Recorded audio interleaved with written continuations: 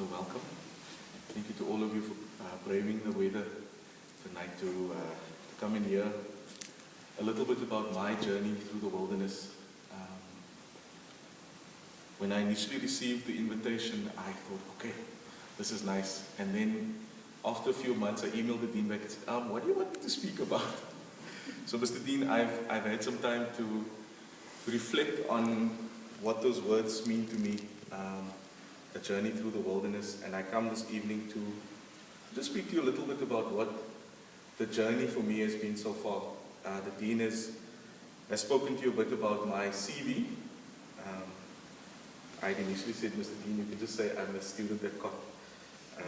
But the Dean has spoken a little bit about my CV, and I hope that you know me a little bit better. If you've been following the readings in evening prayer over the past 2 weeks, you will have noticed that most of the readings have been from the book of Jeremiah. And if you've been diligently, some of you look like you've not been diligently doing evening prayer, but if you've been diligently doing evening prayer over the past 2 weeks, you will have come across this young man, Jeremiah, who lived in about the 5th or 6th century BC. Jeremiah had a very specific role. Yes, come and join us. Jeremiah had a very specific role within Israel. He was appointed as a prophet of God's people. And if you had journeyed with Jeremiah, you would have gotten to know him a little bit. You would have heard some of the prophecies that Jeremiah has had to speak. You would have heard a little bit about Israel's disobedience and how Jeremiah had been sent to Israel specifically to address them about their disobedience, initially to warn them, to say, God is saying, please, you are God's own people, you need to behave like God's people, you need to behave like people who have a calling, you have to behave like people who are called by God. And then God says to Jeremiah, well, now you have to tell them, if they don't, I'm going to take them into slavery. If they don't, I will take my promises away from them. I will take my favor away from them. If you did evening prayer this evening, you will have noticed that we did chapter 18.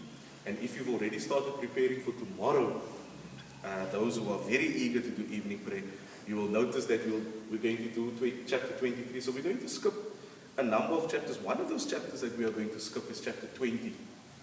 And I would actually like to read this evening, or to reflect this evening on chapter 20.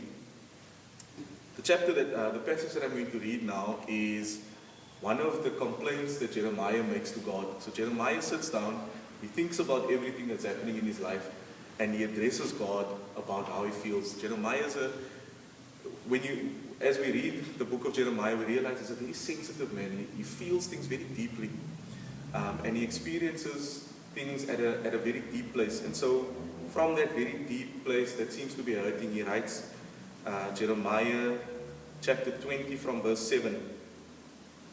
You deceived me, Lord, and I was deceived. You overpowered me and prevailed. I am ridiculed all day long. Everyone mocks me. Whenever I speak, I cry out proclaiming violence and destruction. So the word of the Lord has brought me insult and reproach all the day long. But if I say I will not mention his word or speak any more in his name, his word is in my heart like a fire shut up in my bones. I am weary of holding it in. Indeed, I cannot. I hear many whispering terror on every side. Denounce him, let's denounce him. All my friends are waiting for me to slip, saying, perhaps he will be deceived and we will prevail over him and take our revenge on him. But the Lord is with me like a mighty warrior. So my persecutors will stumble and not prevail. They will fall and be thoroughly disgraced. Their dishonor will never be forgotten. Lord Almighty, you who examine the righteous and probe the heart and mind, let me see your vengeance on them, for to you have I committed my cause. Here ends the lesson. In Jeremiah chapter 1, we encounter Jeremiah, of course, for the first time. And here God calls Jeremiah and says, Jeremiah, I want you to be a prophet. The first thing Jeremiah does is, okay, hold on. I'm just a young man. How can you expect me to speak to the people of Israel? How can you expect me, this young man? And the Lord very comfortably says, but Jeremiah, I knew you before you were born. Jeremiah, I want you to go and speak. I will put my words in your mouth. Jeremiah, I am giving you authority to speak to nations and to kingdoms. He says, I'm giving you power to break down, to build up, to plant, to destroy. Jeremiah, I am going to send you out. You are going to be my prophet. Now, I don't know about you, but I think that when Jeremiah heard those words, he must have thought, okay, I'm prepared for this journey. I can do this. I'm going to do this. The Lord is with me. I go in the spirit of the Lord. The Lord will protect me. The Lord will clear the way for me. Things will be easy. And then reality strikes. Then Jeremiah actually has to go out and do the job. I've often, in the past 15, 20 years, thought about this Jeremiah, this young man, called by God and given this task to go and speak. If I'm honest with myself, and I'm not always honest with myself, I probably knew at a very early age that I have to do something. And obviously, as I've grown a bit older, there's something I've managed to put into words, but there's always been this something that I need to do for God. I was a strange little boy. My grandmother, I grew up essentially with my grandparents. My grandmother every day at 12 o'clock would kneel for prayers. My brother would be playing outside, but I know, it's 12 o'clock, I must go pray. So I would kneel next to my grandmother as a 3-4-year-old and listen to her praying. After a while, I would say to her, can I also say a prayer? I remember my great-grandmother being quite ill one day. I must have been, maybe 4 or 5 years old. And I had now learned from my grandmother that you must pray, and you must pray for all these people. And I remember my grandfather going to his mother, going to administer communion, and I tugged him on his elbow and said, can I say a prayer? And I can still remember his face. He didn't quite believe, and I said, okay, fine, you can say a prayer. And then I prayed that God must heal my great-grandmother, and she lived at least another 10 years. And she told everyone it's because that little boy prayed for me that I was healed. Another interesting thing about my upbringing that even my friends here don't know about me, I must have been about 4 years old and I started crying to go to Sunday school. Every Sunday morning I would cry, I want to be in Sunday school. Now we had this interesting setup in our church. We have the pulpit, and then behind the pulpit is the lay minister's pews. And my aunt used to teach Standard 5, grade 7. And I used to cry to go to Sunday school, but not in any class. I want to be in her class. Not for any reason. I still have no idea what she used to talk about. The stuff all went over my head. But you see, Sunday school used to happen straight after the service. Now, the service guild would be on duty and they would have to pack up. Now, sometimes they were lazy and they would pack the kneelers in the pulpit so that they can run home. Now, if I was lucky and they packed enough kneelers, then while the lesson is going on, I could stand on the kneelers and just about look over the lectern and pretend I was now preaching. 4 years old, by then they should have known something was wrong with me. and I would stand there and I would pretend, hey, today I'm Father Ivan Weiss.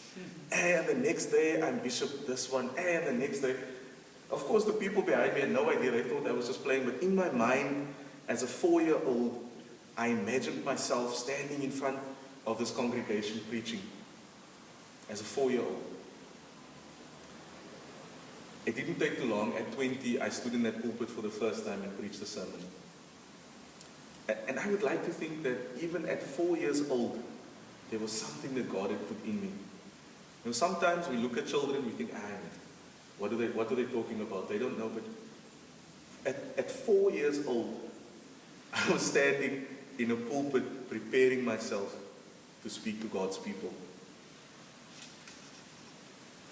It took me about, like I said, it took me a couple of years until I could eventually do the job.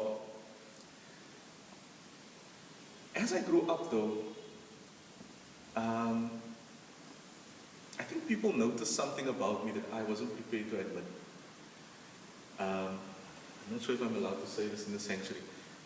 When we were teenagers and my cousins would go out to drink, I'll say that quickly. They would always say, all of us can go, you can't go because you're going to be a priest. Hey, at 13 you don't want to hear that. We want to go and do naughty things. No, you mister, you're going to be a priest. Leave me alone. I remember my friends, I was very upset at school one day and I saw it, someone said, no, you can't speak like that. You're going to be a priest. What's your problem? I'm sure that there must have been something that everyone else could see that even I wasn't prepared to admit. My hobby as a child, again, was a strange one. I enjoyed working on cars. As a 13, 14, 15-year-old, during school holidays, I would go and look up all the backyard mechanics and say, please, can I just be a spanner boy for the day? Even if they didn't pay me, I'd go and work there. I'd try and help them fix cars, whatever I could do. And all I wanted was to be a mechanic. And then one day, one of these mechanics called me over and said, you know what? I can see you're passionate about this, but I don't think that this is where you need to be.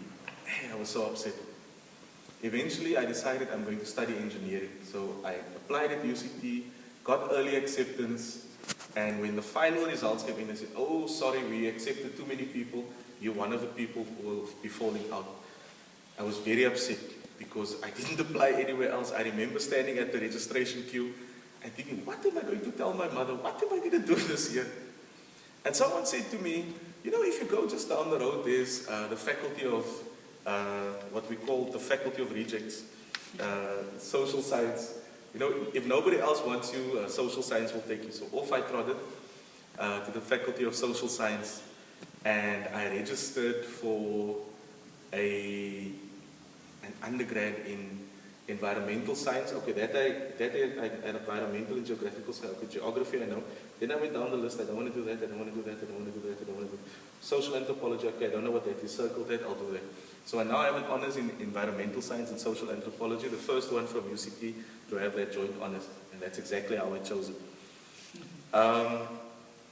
Having done the 3 years at university, I get to the end of the 4 years, I get to the end of my 4 years and I have to choose what I'm going to do my master's in. I have an option. I can do a master's in disaster risk management, I can do a master's in anthropology, I can do a master's in environmental science, I can do a master's in demography, and I really didn't know what to choose. And I went to the head of department and he said, okay, I said, please can you help me decide? I need to fill in the forms, I need to do proposals, what am I going to do? He said, okay, it's easy. First thing that comes to mind, where on earth, when you are there, you know that that's where you need to be. I said, that's easy, that's the church. And as it came out of my mouth, I realized that was the wrong thing to say. And he said, well, then go and be a priest. Don't waste your time on this. I was very upset that he said that, and I left his office and I vowed never to be back. I never did a master's. I went home because I was upset about what he said. I understand this thing about Jeremiah at a young age being called by God. I understand that because as I look back at my life, I can see that at a very young age I have been called by God, whether I was prepared to admit it or not. At a very young age, there was something in me that said, you are called. There was something in me that said, God had placed something in you. But I also understand this thing where Jeremiah says, Lord, you deceived me. I also know when Jeremiah says, you overpowered me and you prevailed. You see, I was very clear. I am going to be an engineer. And then this engineering thing didn't happen. Then I studied environmental science. I'm going to be an environmental consultant. That didn't happen. Then I started working as a government official. I'm going to be a government official. I did that for about 7 years. And I worked at Water Affairs for 7 years. Then I had to leave because I realized I don't belong here. I went to environmental affairs. I worked there for 4 years. Then I left because I knew I didn't have to be. I shouldn't be here. And all I could think of at one stage was, you know what, Lord? I'm serving as a parish councillor. I'm serving as a lay minister. I've served as a church warden. I've served on diocesan council. I've served provincial councils and everything you can possibly think of. What more do you want from me? What more do you want from me? I'm doing what I can do. I pray. I go to church. I lead services. What more do you want from me? Oh Lord, you deceived me, and I was utterly deceived. See, I thought that stuff was enough. I thought that just doing the services was enough. The truth is, deep down, I knew that God didn't want the spare time. God wanted my all. And so in 2009, I eventually went to my rector and said, okay, I'm prepared to have this calling tested. The first thing he said, you know, I've been waiting for you for so long. I spent my 2 years in Fellowship of Vocation, went to selection conference, and after that was an ordinand. I also understand when Jeremiah says, my friends look at me and they laugh at me. I'll be honest with you. I was working, I had a very nice job, and I was good at what I did. My projects had won awards. Some of my projects have been written up as best case studies. Some of the policies that I was involved in writing, they're still using in the departments today. I still have people calling me for advice. I won't lie to you, I was good at what I did. And so when I say to people, I'm now on this journey, they ask, are you crazy? Why do you want to do this? You've got a good thing going here. What are they going to pay you as a priest? Where are you going to live? Will you be able to survive on that money? Okay, but you don't understand. I need to do this. Yeah, but you're going to go to college and what are you going to earn? I mean, look at the salary that you're going to give up. No, you don't understand. I have to go. I understand about friends who mock you. Just over the holidays, I went home. And, you know, they all laughed, we all bought new cars this year, what did you buy? So I could just about buy KFC. You know, for some people, what we do, and I'm sure I speak for the other guys who are here who are also ordinance, for some people what we do makes no sense. Giving up your job to come to this college to earn a student stipend makes no sense. Logically, what we do makes no sense. Logically, having a calling makes no sense. Logically, responding to that call makes no sense, but that's good because this isn't a logical thing. I think part of the challenge for us is that this calling first has to move from the head to the heart, and then we can respond.